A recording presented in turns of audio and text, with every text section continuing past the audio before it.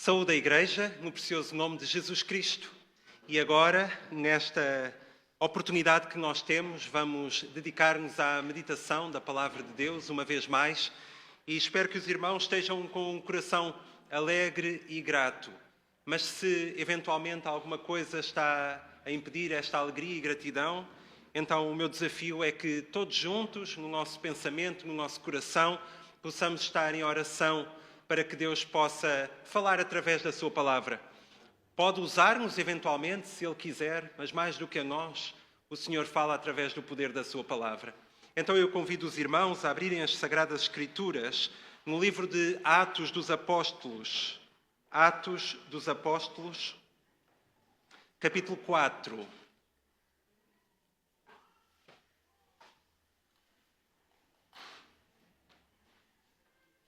Atos do Espírito Santo por meio dos Apóstolos, Atos dos Apóstolos, capítulo 4.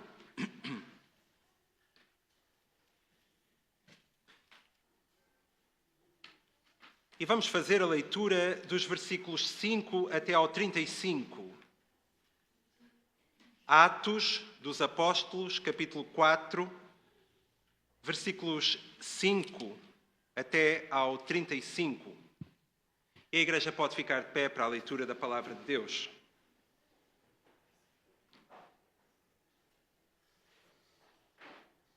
E aconteceu, no dia seguinte, reunirem-se em Jerusalém os seus principais, os anciãos, os escribas, e Anás, o sumo sacerdote, e Caifás, João e Alexandre, e todos quantos havia da linhagem do sumo sacerdote. E pondo-os no meio, perguntaram: com que poder ou em nome de quem fizestes isto? Então Pedro, cheio do Espírito Santo, lhes disse: principais do povo e vós, anciãos de Israel, visto que hoje somos interrogados acerca do benefício feito a um homem enfermo e do modo como foi curado, seja conhecido de vós todos e de todo o povo de Israel que em nome de Jesus Cristo, o Nazareno, a quem vós crucificastes e a quem Deus ressuscitou dentre os mortos, em nome desse é que este está são diante de vós. Ele é a pedra que foi rejeitada por vós, os edificadores, a qual foi posta por cabeça de esquina. E em nenhum outro há salvação, porque também, debaixo do céu, nenhum outro nome há dado entre os homens, pelo qual devamos ser salvos. Então eles, vendo a ousadia de Pedro e João, informados de que eram homens sem letras e indoutos, maravilharam-se e reconheceram que eles haviam estado com Jesus. E, vendo estar com eles o homem que fora curado, nada tinham que dizer em contrário. Todavia, mandando-os sair fora do conselho, conferenciaram entre si, dizendo: que havemos de fazer a estes homens? Porque a todos os que habitam em Jerusalém é manifesto que por eles foi feito um sinal notório, e não o podemos negar.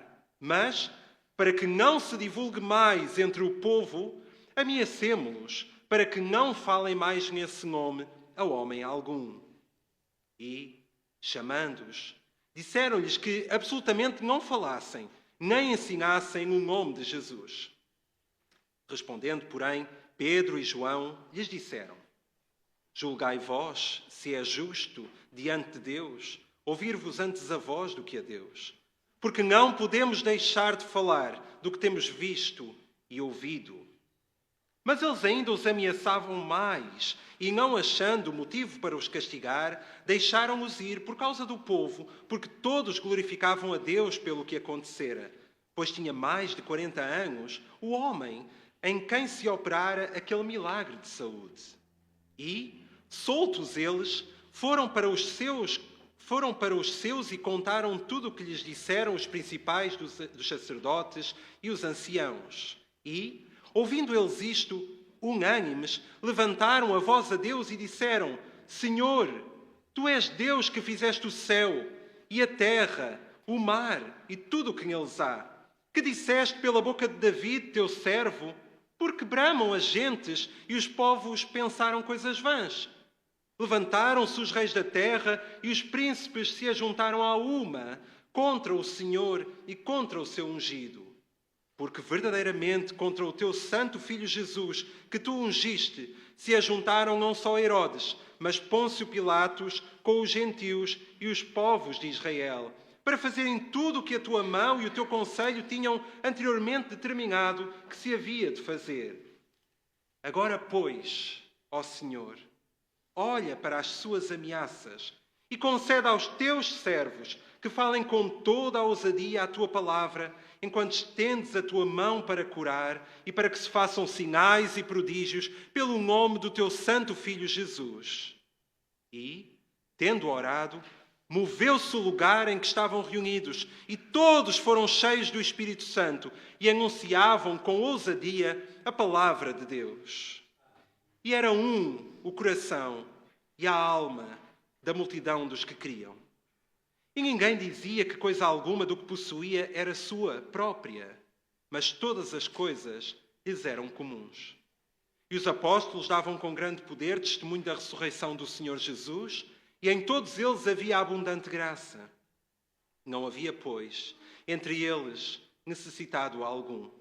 Porque todos os que possuíam herdades ou casas, vendendo-as, traziam o preço do que fora vendido e o depositavam aos pés dos apóstolos. E repartia-se a cada um, segundo as necessidades que cada um tinha. Amém. Até aqui a palavra do Senhor. Tenham a bondade de se sentar.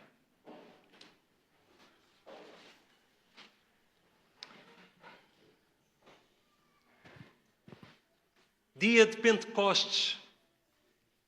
O Pentecostes, para nós, é uma festa judaica ocorrida no 50º dia após a Páscoa, ou seja, após a ressurreição de Cristo. E este dia de Pentecostes, ou festa de Pentecostes, também chamada de festa das semanas, ou festa das colheitas, digamos que era realizada 7 semanas após a Páscoa, por isso 50 dias depois, o dia da ressurreição. E o povo, nesta festa, expressava gratidão pelas primeiras colheitas, ou seja, pelas primícias. E para nós, cristãos, meus irmãos, amada Igreja, este dia representa a descida do Espírito Santo e marca o início da expansão da Igreja cristã pelo mundo. E, portanto, a expansão da Igreja cristã cheia do poder do Espírito Santo. Nós, quando olhamos para a manifestação do Espírito Santo, podemos encontrar numerosos textos da Sagrada Escritura que nos falam acerca do Espírito Santo.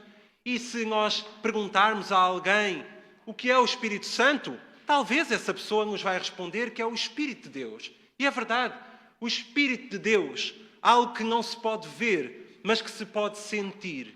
Deus não pode ser visto por olhos humanos, a não ser através do seu Santo Filho, Jesus Cristo.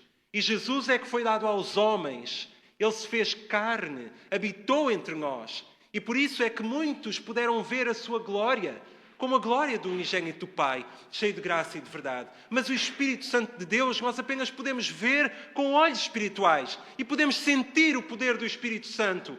O irmão já sentiu o poder de Deus a agir na sua vida? Não confundamos o Espírito de Deus com o espírito mundano, o espírito do inimigo, o espírito de Satanás, porque Deus trabalha de forma distinta.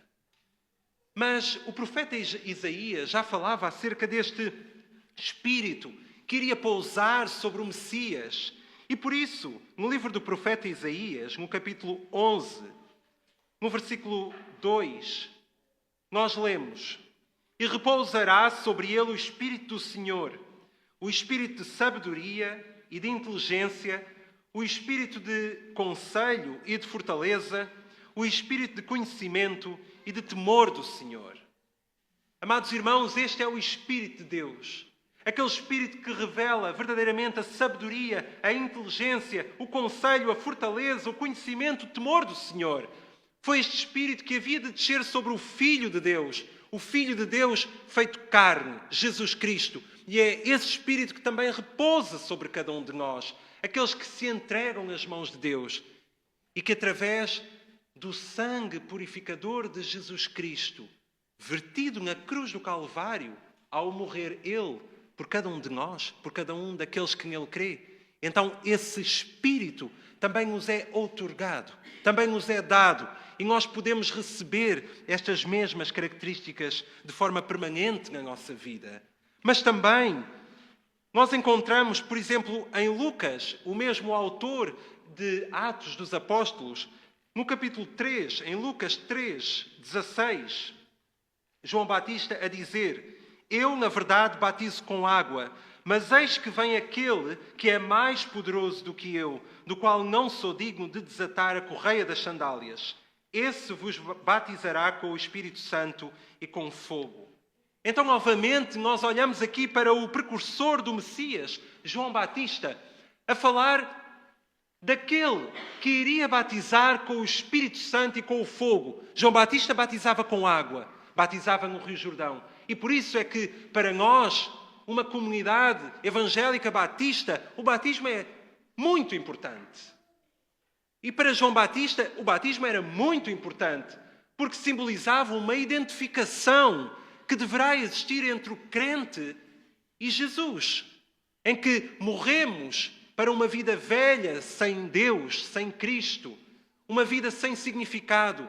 Ficamos sepultados, por isso o significado de ficarmos sepultados com Ele no batismo e renascer para uma nova vida com o Senhor, em que tudo se fez novo. E por isso João Batista batizava com água. Nós, servos do Senhor, batizamos com água. Mas eis que vem aquele, Jesus Cristo, que batiza com o Espírito Santo, porque Ele é o próprio Deus, e batiza com fogo também. Meus irmãos, que relação nós podemos encontrar entre o Espírito de Deus e o fogo? Certamente que o fogo ilumina. Se porventura nós olharmos para uma mata, uma floresta, numa noite escura, e se nela irromper labaredas de fogo, tudo fica iluminado. Mas o fogo também aquece. Numa noite fria, sabe tão bem haver um braseiro, uma lareira, uma salamandra que possa aquecer-nos. O fogo nos aquece. Nós também podemos olhar para o fogo com uma função de purificação. Quando o ouro quer-se, digamos, pronto, no seu estado de prontidão, ele tem que passar pelo fogo, tem que ser purificado. Mas o Espírito Santo também, o fogo também se alastra. Quem é que consegue deter a ação do fogo?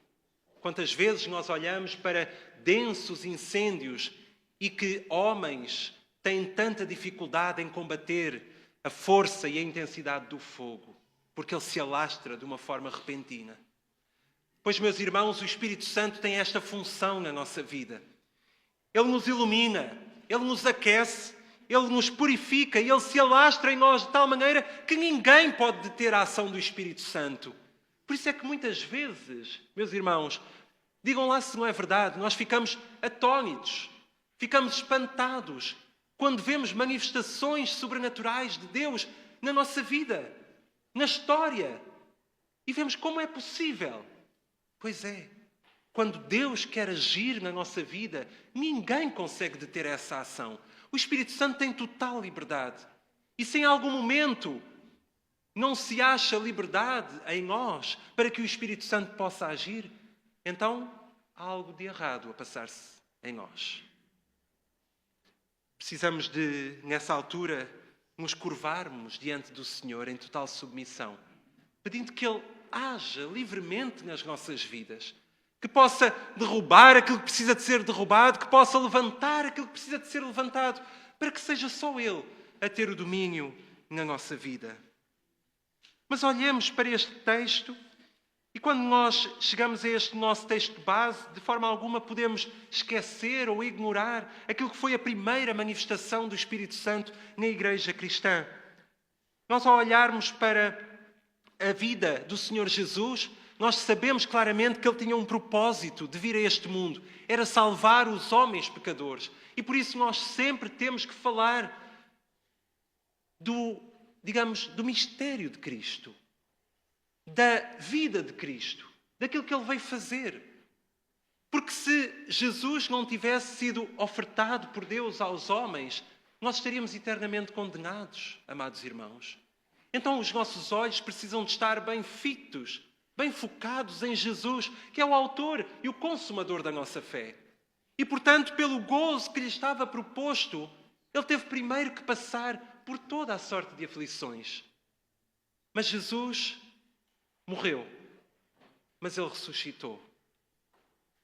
E agora nós já não o vemos entre nós, fisicamente, porque ele ascendeu aos céus.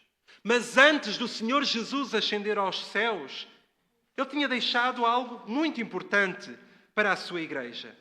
Ele refere-nos no versículo 5 do capítulo 1 do livro de Atos dos Apóstolos, porque na verdade João batizou com água, mas vós sereis batizados com o Espírito Santo, não muito tempo depois destes dias. Então, se em primeiro lugar nós verificamos João Batista a dar testemunho de Jesus, eis que agora o próprio Jesus dá testemunho daquilo que iria acontecer.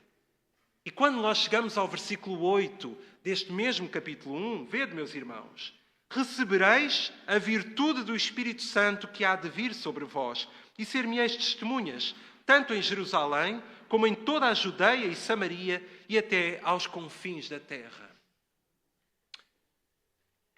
A morte de Jesus e a sua ressurreição tem muito significado para nós. Tem todo o significado para nós. Mas se apenas Jesus tivesse morrido e ressuscitado, nós poderíamos ficar contentes, mas seria algo incompleto. Jesus tinha mais para a sua igreja. E o que ele tinha para a sua igreja era que a sua igreja se sentisse usada, se sentisse impulsionada, se sentisse contagiada a poder levar esta oferta de amor, este sacrifício maravilhoso de Jesus Cristo para outras vidas, para que outras pessoas pudessem também ser impactadas por tamanho amor e pudessem ter a salvação da sua alma, pois caso contrário estariam eternamente condenados. Então Jesus deixa esta missão à sua igreja. Que nós, Igreja do Senhor, corpo de Cristo, e Ele é a cabeça, pudéssemos então ser suas testemunhas e propagar o Evangelho. E por isso Ele nos diz, recebereis a virtude do Espírito Santo. O que é que entendemos por virtude? É o poder do Espírito Santo. Este Espírito que se manifesta de uma forma tão poderosa que ninguém pode deter a sua ação. É uma energia de tal modo eficaz que destrói tudo aquilo que é alvo da sua ação. E por isso é que este poder, esta energia, está associada à palavra dinamite, conforme nós temos na nossa tradução em português. Porque quando o Espírito age, ele causa uma ação que pode ser destruidora de tal maneira que se reconstroem todas as coisas após a sua ação. Então, com o poder deste Espírito, a Igreja cristã, a comunidade de Cristo, seria testemunha, tanto em Jerusalém, como em toda a Judeia, ou mais alargadamente em Samaria, ou até aos confins da terra. E com humildade no nosso coração, nós precisamos de nos analisar se efetivamente nós temos cumprido este desafio do Senhor. Ou se estamos apenas dentro da nossa bolha, da nossa alegria e satisfação por sermos crentes e nos esquecemos de dar testemunho da graça que há em Cristo Jesus a outras vidas que estão a caminhar para o fogo eterno. Amados irmãos, o testemunho do próprio Jesus antes de ascender aos céus é este. Mas quando nós olhamos para o poder do Espírito Santo na comunidade cristã, nós podemos ver que a determinada altura, digamos que aqueles que eram os discípulos do Senhor, se os irmãos passarem os vossos olhos pelo versículo 12 e 13 deste capítulo 1, nós vemos que estavam alguns homens, certamente depois mulheres também, reunidos num total de cerca de 120 pessoas. Provavelmente estaria também a família de Jesus, a mãe, os irmãos, outras mulheres, os 70 discípulos, seguidores do ministério de Jesus. Quando nós chegamos ao versículo 15 deste capítulo 1, encontramos esta realidade. Então, um grupo de pessoas que estava reunido no cenáculo. Não sabemos exatamente a quem pertencia este lugar, provavelmente era da família de João Marcos. Mas ali estava este grupo reunido. E estando todos reunidos, logo no início do capítulo 2, nós vemos que cumpriu-se o dia de Pentecostes e estavam ali todos no mesmo lugar. E à medida que vamos lendo o texto, aliás, no ano passado nós pudemos meditar precisamente neste texto do capítulo 2, nós vemos como que um som, como um vento, encheu aquela casa. Um som estrondoso, como um vento veemente e impetuoso. Era um som forte, que ninguém ficou indiferente àquele som. E ali, naquele lugar, apareceram línguas como de fogo. Vejam bem, irmãos, uma manifestação sobrenatural, a qual talvez nós tenhamos até alguma dificuldade em entender. Mas línguas como de fogo pousaram sobre cada um daqueles homens e mulheres que ali estavam. E todos ficaram cheios do Espírito Santo. Quando o texto nos transmite que línguas como de fogo, nos dá esta linguagem metafórica, nos mostra aqui que todos ficaram cheios do Espírito Santo. E por isso passaram a falar em línguas e cada um entendia como se fosse a sua própria língua. Isto é muito importante, meus irmãos, para a Igreja cristã. Porque nos remete para algo que aconteceu muitos anos antes. E quando nós lá no livro de Gênesis encontramos no capítulo 11 a falar acerca da Torre de Babel, a célebre Torre de Babel, que os homens edificaram com o intuito de chegar aos céus. E nós podemos perguntar, quem de nós é que poderá chegar aos céus? Quem é que poderá chegar ao santuário de Deus, à presença de Deus? Aquele que é limpo de mãos, que é puro de coração, aquele que não entrega a sua alma à vaidade, nem jura enganosamente. O salmista nos ajuda a refletir sobre isto. Quem é que pode, pelas suas próprias capacidades ou forças, chegar aos céus, à presença de Deus? Então os homens quiseram edificar esta torre gigantesca para chegar aos céus. E Deus disse, não. Ninguém poderá dessa forma chegar a mim. Então, deixamos, diz o Senhor, e confundamos a sua própria linguagem. Talvez naquela altura havia uma só língua na terra. E aí, talvez tenha sido dada origem aos vários idiomas, às várias línguas que nós temos à face da terra, porque o Senhor confundiu a linguagem daqueles homens e nenhum se poderia entender o outro.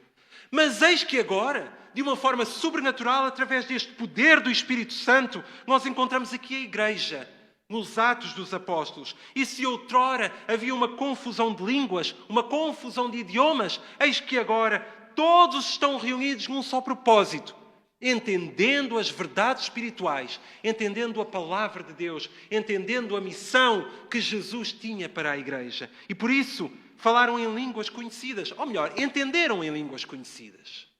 Houve uma unificação dos povos para formar a verdadeira Igreja do Senhor, o verdadeiro Israel.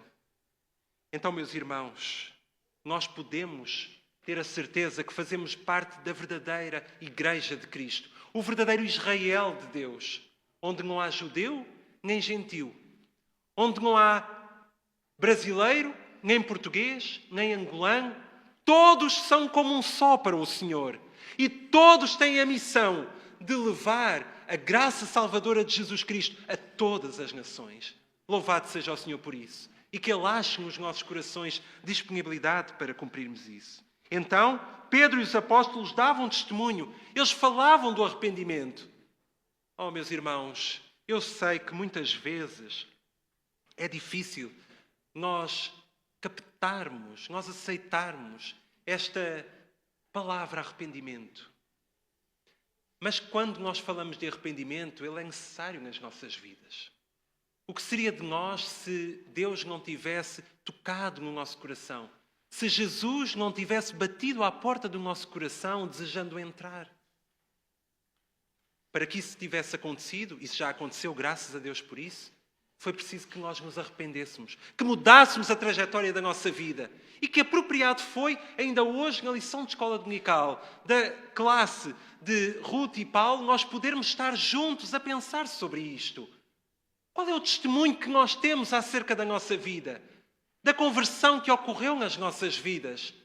Como é que o Senhor transformou o nosso coração? Foi de uma forma repentina? Poderá ter acontecido. Foi de uma forma gradual, ao longo de anos? Também pode ter acontecido. Ainda está a acontecer na tua vida? Graças a Deus por isso. Nós precisamos de ser constantemente tocados pelo Senhor para nos arrependermos. Não só no momento da nossa conversão, que pode ser em cada um destes estágios, conforme dissemos, mas também a cada dia.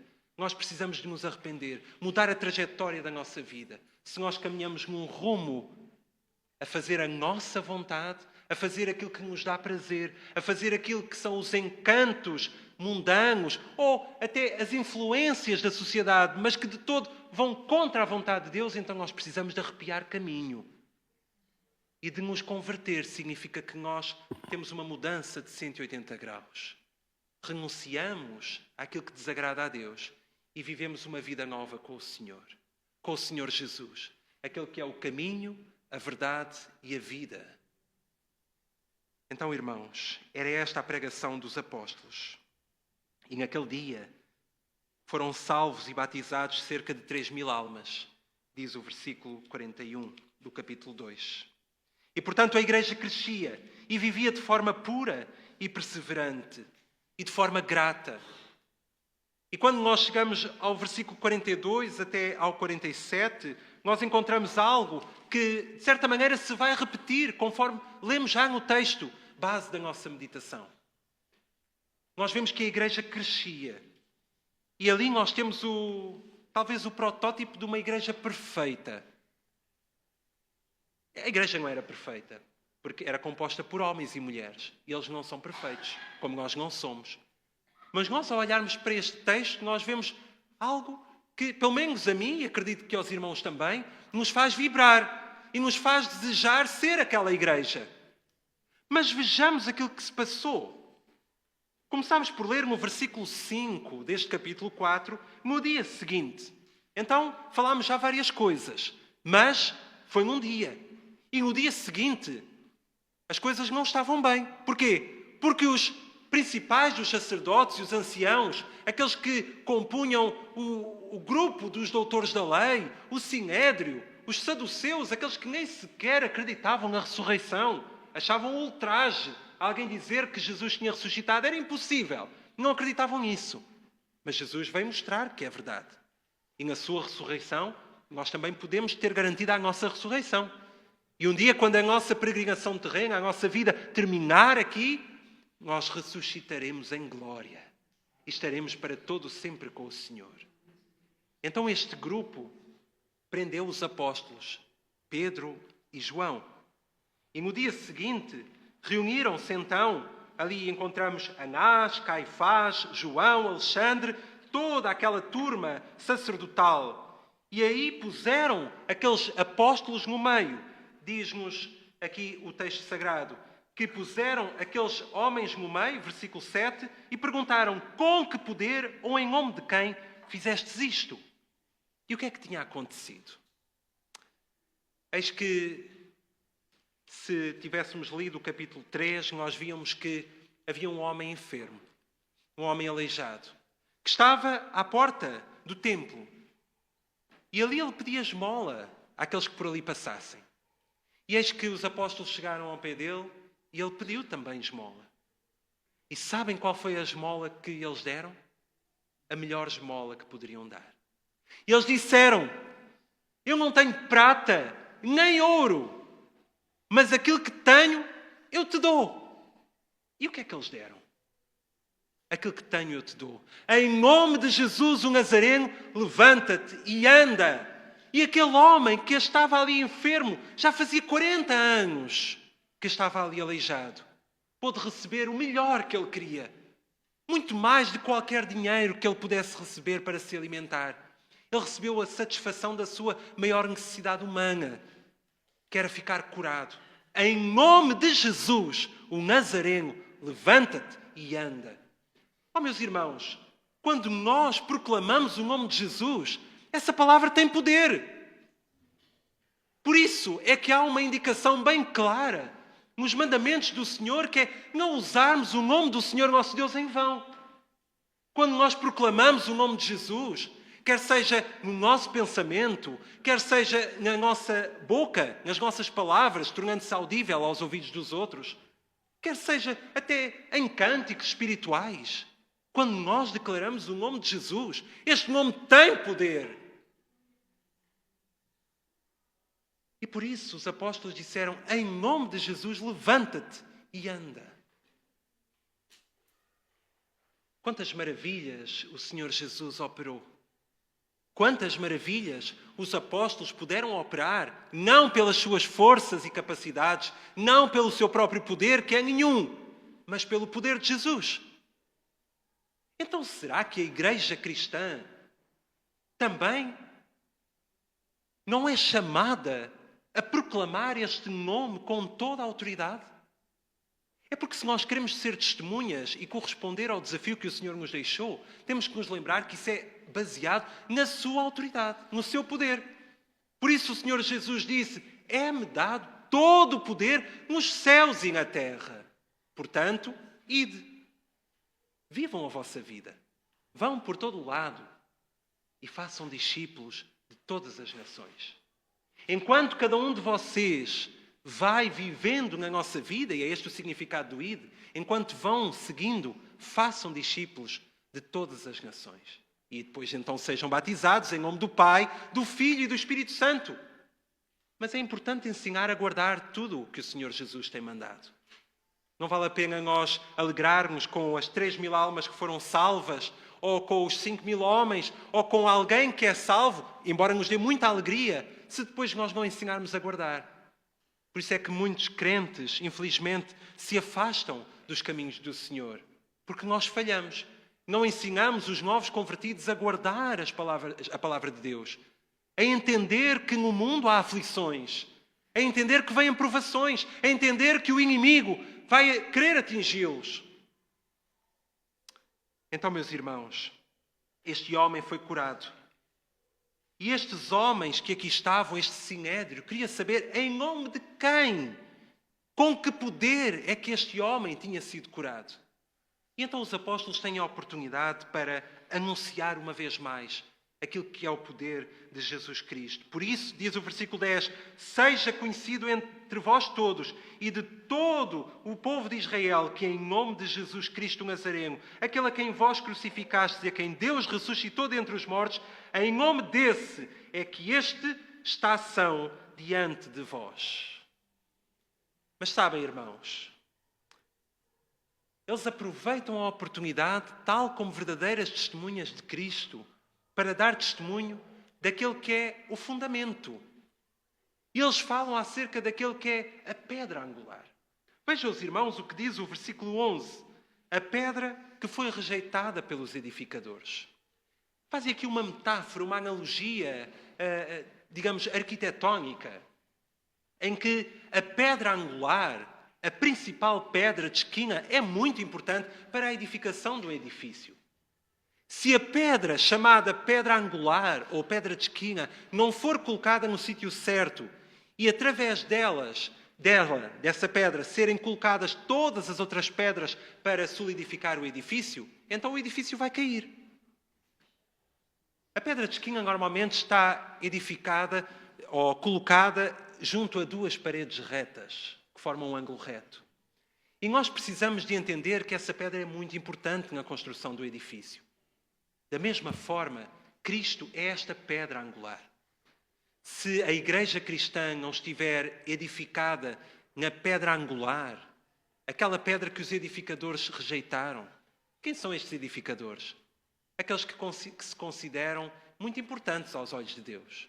Nós, quando olhamos para os evangelhos, vemos muitas vezes os fariseus, os líderes religiosos, que achavam que cumpriam a lei toda na perfeição.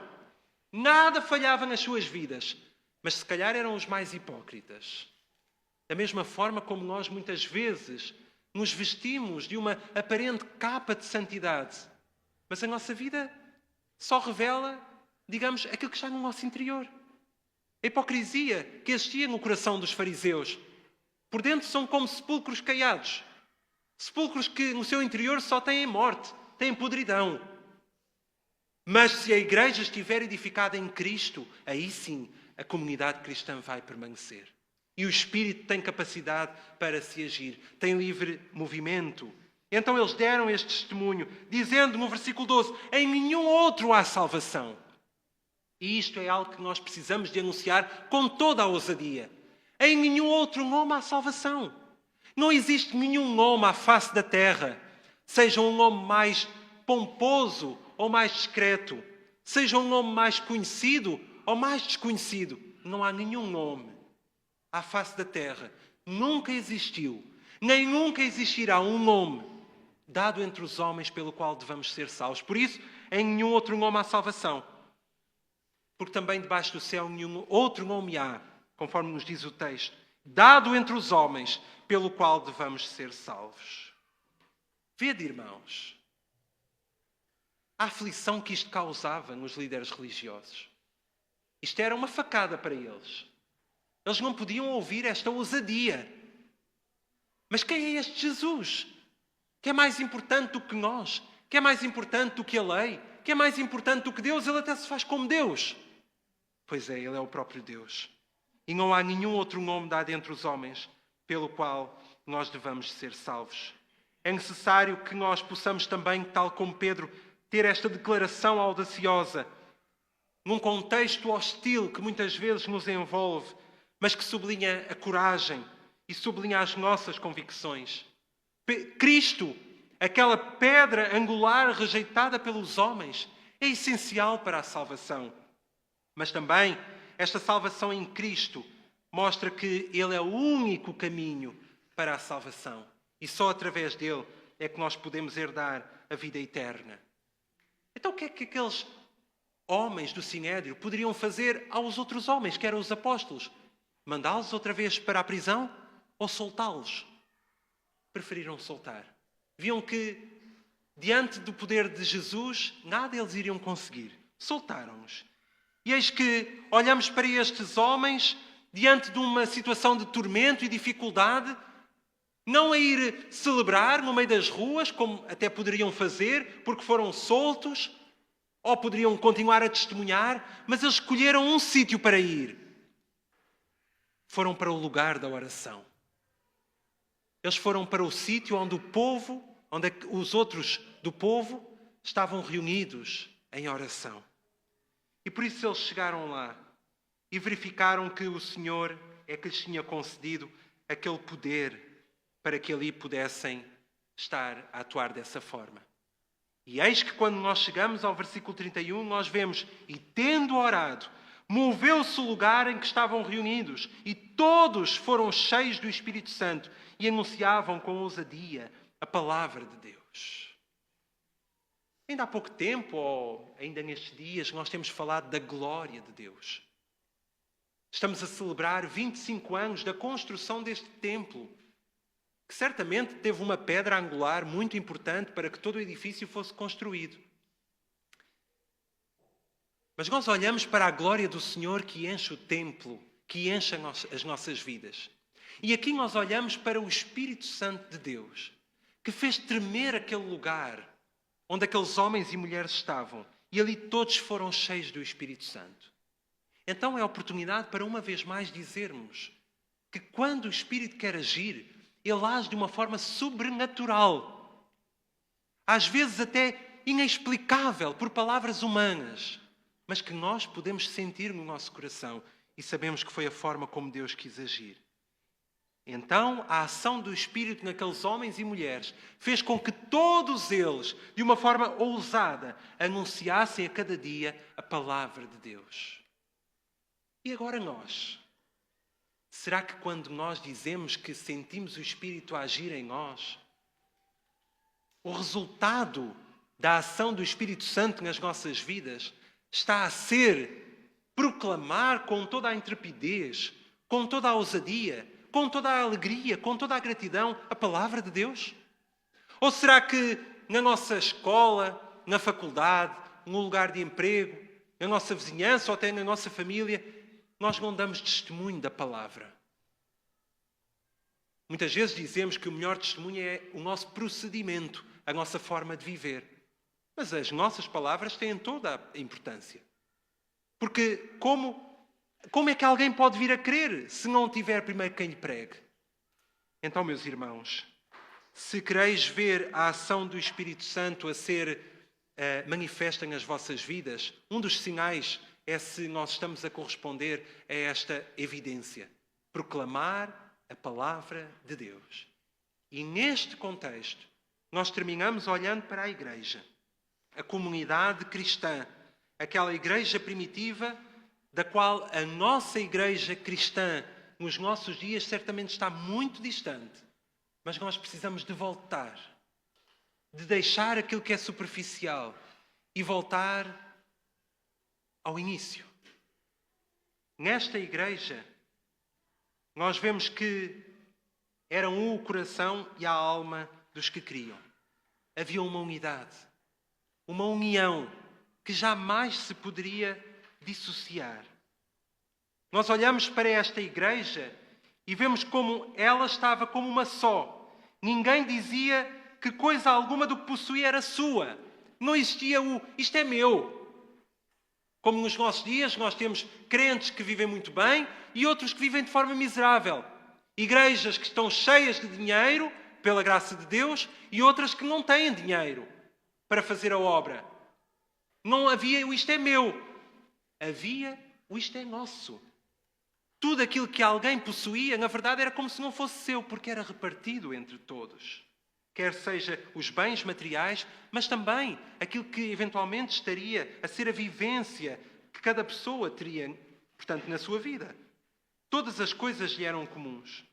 Os apóstolos, diz o versículo 33, davam com grande poder testemunho da ressurreição do Senhor Jesus. E em todos eles havia abundante graça. A ressurreição do Senhor Jesus era algo que estava bem presente. Uma vez mais, olhamos para nós e vemos talvez a ressurreição do Senhor não esteja assim tão presente nas nossas vidas. Às vezes esquecemos daquilo que Jesus fez por nós. Mas ali na igreja primitiva, isso era algo bem presente. Versículo 34. Não havia, pois, entre eles necessitado algum, porque todos os que possuíam herdades ou casas, vendendo-as, traziam o preço que fora vendido e o depositavam aos pés dos apóstolos. Para quê? Para que os apóstolos, como homens cheios do Espírito Santo, assim como foram mencionados na altura da sua escolha e de sua designação, homens cheios do Espírito Santo, pudessem repartir de forma igual por todos aqueles que necessitavam. E, portanto, como diz o versículo 35, repartia-se a cada um segundo a sua necessidade que cada um tinha. Amados irmãos, precisamos de viver um ministério cheio do Espírito Santo. Precisamos de viver uma igreja movida pelo Espírito Santo. Precisamos de proporcionar condições para o crescimento da igreja.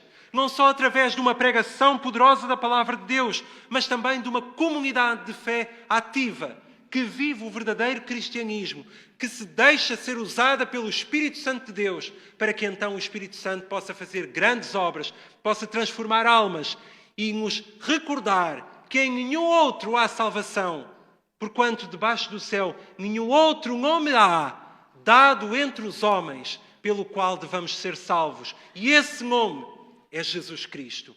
Amém.